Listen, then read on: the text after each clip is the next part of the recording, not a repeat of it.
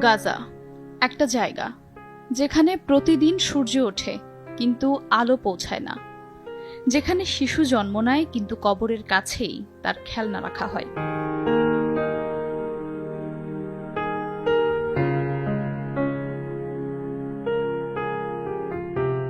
তারা মুসলিম, তারা মানুষ, তারা ফিলিস্তিনি, কিন্তু আজ তাদের জীবনের দাম যেন একটা পাথরের চেয়েও কম। সারা বিশ্ব চুপ, আর জালেমরা একের পর এক জীবন মুছে দিচ্ছে।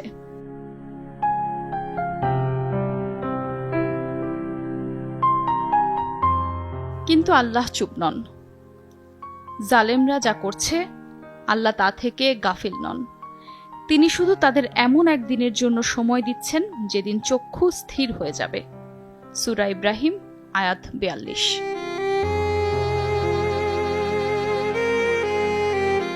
আল্লাহ দেখছেন যে শিশু তার মায়ের বুকের দুধ পায়নি, পেয়েছে বোমার টুকরো।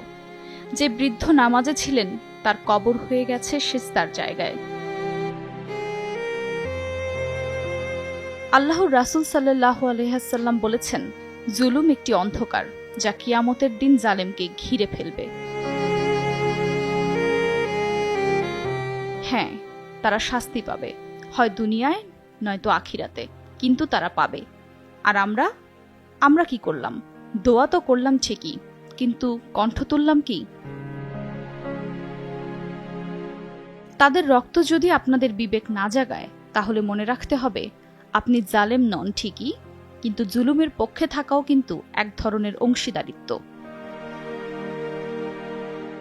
আজ কথা বলতে হবে, প্রতিবাদ করতে হবে, প্রার্থনা করতে হবে তাদের মুক্তির জন্য আর সবার বিবেকের জন্য। আফরোজা মৌটুসী, সময় সংবাদ।